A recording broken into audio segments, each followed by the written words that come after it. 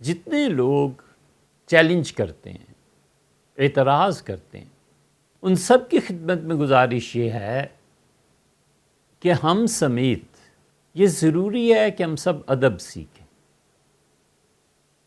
ہم سب احترام سیکھیں۔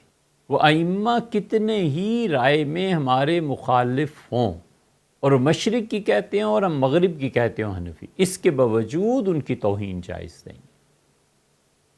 یہ دروازہ کھولنا توہین کا اور ان کا نام ایسے لینا جیسے یہ ان کے ساتھ گلی میں کھیلتے رہے ہیں، اور ان کا نام ایسے لینا جیسے ان کی کوئی وقت اور عزت اور احترام ہی نہیں تھا، تو جو لوگ یہ کر رہے ہیں ان کے بعد کی نسلیں اس سے زیادہ ان کی توہین کریں گی۔ آپ نے محاورہ سنا ہوگا کہ دادی 10 میل اور پوتی 12 میل۔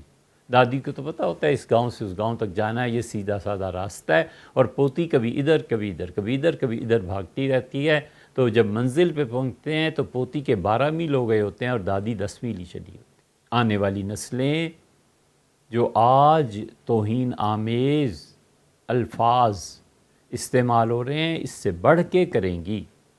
ایک صاحب نے کچھ بات کہی تھی تو کہا کہ ناراض کیوں ہوتے ہو، یہ کفر تھوڑی ہے۔ ہم نے کہا بات بالکل درست ہے، لیکن یہ لہجہ کفر ہے۔ اس لہجے میں بات کرنا کہ حضور صلی اللہ علیہ وسلم نے کیا کیا تھا، ولیعوذ باللہ، اس طرح کے الفاظ اور لہجہ کفر ہے۔ بالکل ایسے ہی ان ائمہ امت میں جو بڑے گزرے ہیں، کبھی بھی بے ادبی اختیار نہیں کرنی چاہیے۔ سمجھ میں نہیں آتی بات، سلام کر کے گزر جائیے، یہ عافیت کا راستہ ہے۔ اللہ ہمیں اور آپ کو صحیح سمجھ کی توفیق دے۔ یہ کوئی مناظرہ نہیں ہے، اللہ کی پناہ مانگتے ہیں مناظرے سے، یہ صرف تعلیم ہے۔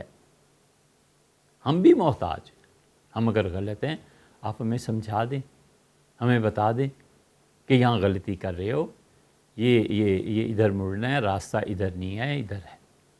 کوئی حرج نہیں ہے، ہم ایک دوسرے کو علم پہنچائیں۔ یہ تھوڑا ہی ہے کہ ایک دوسرے کی عزتوں سے کھیلنے لگیں اور اپنے علاوہ باقی سب کو گمراہ کہنے لگیں۔ تو اس لیے یہ ضروری ہے کہ ہم جتنی بھی علمی مباحث ہیں ان میں ہمیشہ ادب اور احترام کو پیش نظر رکھیں۔ یہ ادب اور احترام، اس کے لیے بھی کسی اجتہاد کی ضرورت ہے۔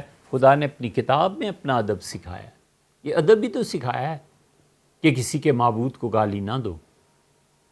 یہ کرو گے تو تمہیں میرے متعلق پھر گالیاں سننی بھی پڑیں گی۔ وہ جاہل لوگ ہیں، وہ خدا کی توہین کریں گے معاذ اللہ۔ یہ بے ادبی لے ڈوبتی ہے آدمی کو، سارا علم دھرے کا دھرا رہ جاتا ہے، اور علم برباد کر دیتا ہے، اس کا غرور برباد کر دیتا ہے، اور عشق علم پر غالب ہے، محبت علم پر غالب ہے، اللہ کے ساتھ تعلق اس علم پر غالب ہے۔ قرآن کیسے ادب سکھاتا ہے؟ یہ سورہ آل عمران دیکھیں، اللہ تعالیٰ نے فرمایا کہ دعا مانگا کیجئے اور یہ کہیے کہ اللہم مالک الملک، اے پروردگار جو اس ساری کائنات کا بادشاہ ہے، تو تل ملک من تشاء، تو جس کو چاہے دنیا میں حکومت عنایت فرمائے، وتنزع الملک ممن تشاء، اور اللہ جس سے تو چاہے سربراہی کو، مملکت کو چھین دے۔ آپ دیکھ رہے ہیں یہ صنعت تقابل ہے، اللہ جس کو تو چاہے ملک دے اور جس سے چاہے چھین دے۔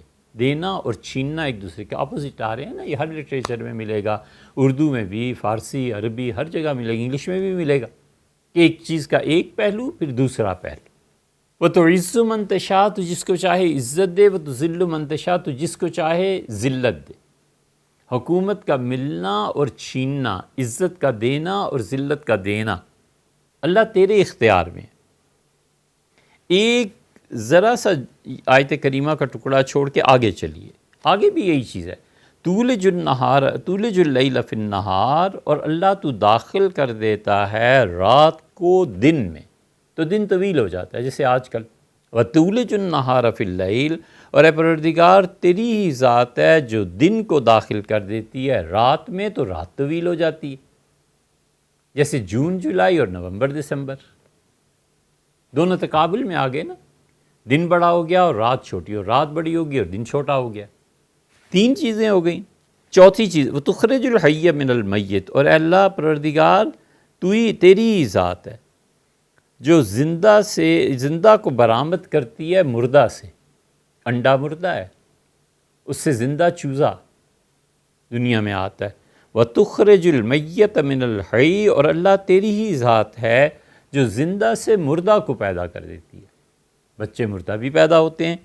یہ سارے چاروں پیئرز آپ دیکھیں، یہ چاروں جوڑے دیکھیں، ملک دے دیتا ہے، چھین لیتا ہے، رات کو دن میں داخل کر دیتا ہے، دن کو رات میں داخل کر دیتا ہے، عزت دیتا ہے، عزت کو چھین لیتا ہے، اور زندہ سے مردہ اور مردہ سے زندہ۔ درمیان میں کہتا ہے بِیَدِهِ الْخَيْرُ، خیر اللہ تیرے ہی ہاتھ میں ہے، اس کے ہاتھ میں ہونا تو بالکل ان 4 پیئرز کے بعد یہ چاہیے تھا کہ یہاں آتا بِیَدِهِ الْخَيْرِ وَالشَّرُ، اللہ خیر اور شر دونوں تیرے قبضے میں، یوں ہونا چاہیے تھا نا۔ اور یہ صحیح ترین چیز ہے، اور یہی ہمارا عقیدہ ہے کہ والخیر قدرہ والخیر والشر، خیر اور شر دونوں قدر ہی من اللہ تعالی، ہمارے ایمان کا حصہ ہے کہ اے پروردگار خیر اور شر دونوں تیری طرف سے ہیں۔ یہاں شر کا لفظ نہیں استعمال کیا، 4 پیئرز، 2 آگے 2 پیچھے، اور درمیان میں جو ایک سطر ذرا سی آیت کریمہ کا ٹکڑا، وہ بیدک الخیر، شر کیوں نہیں لائے؟ مفسرین کہتے ہیں ادب سکھایا ہے کہ شر کی نسبت خالق کی طرف نہیں کرتے، اسی سے فقہا نے استنباط کیا، اور انہوں نے کہا کہ یہ کہنا درست ہے کہ اللہ تعالیٰ کل مخلوق کو رزق دیتا ہے، اور یہ کہنا کہ اللہ سانپوں اور بچھوؤں کو رزق دیتا ہے یہ نامناسب ہے، نہیں کہنا چاہیے، یہ ادب کے خلاف ہے۔ سانپ اور بچھو کی نسبت اللہ کی طرف کرنا یہ ادب کے خلاف، یہ ادب سکھایا ہے اللہ ان لوگوں کو جو خدا کی کتاب کو سمجھے اور اللہ تعالیٰ جن پر مہربان ہو۔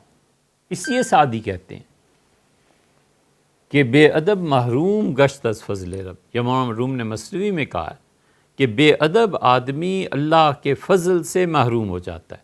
اس لیے سب سے پہلی درخواست یہ ہے کہ جن ائمہ سے اختلاف کے لیے بھی تو یار کوئی منہ چاہیے نا۔ اب ولیعذ باللہ میں جو کہوں کہ امام مالک میرا کیا تقاضا، امام مالک رحمۃ اللہ علیہ وہ بڑے آدمی ہیں، ہم کیا، اور کسی کچھ بھی نہیں۔ ادب چاہیے، احترام چاہیے، ہر سچ بیان کرنا ہے، اور وہ بھی بھونڈے طریقے سے کہ الفاظ کا انتخاب اور چناؤ نہ آئے۔ تو اس لیے سب سے پہلی بات یہ ہے، علمی دلائل اور اختلاف ہوتے رہتے ہیں، شروع سے چلے آئے، کوئی ایسی بات نہیں۔ حضور اقدس صلی اللہ علیہ وسلم جو معصوم عن الخطا تھے، ان کی رائے سے صحابہ کرام رضی اللہ عنہم اختلاف کرتے تھے۔ 2 مثالیں بہت ہیں، لمبی بات ہو جائے گی، کوئی ایسی بات نہیں تھی۔ عقلی دلائل تھے کہ اللہ کے رسول یوں نہیں یوں کر لیں، یوں نہیں یوں کر لیں۔ حضور صلی اللہ علیہ وسلم نے کبھی دیکھا نہیں تھا کہ عورتیں رات کو چراغ جلایا کریں اور ساری بستی سوئی ہوئی ہو۔ وہ جو دعوت گناہ دیتی تھی ان کے ہاں چراغ جلتے تھے۔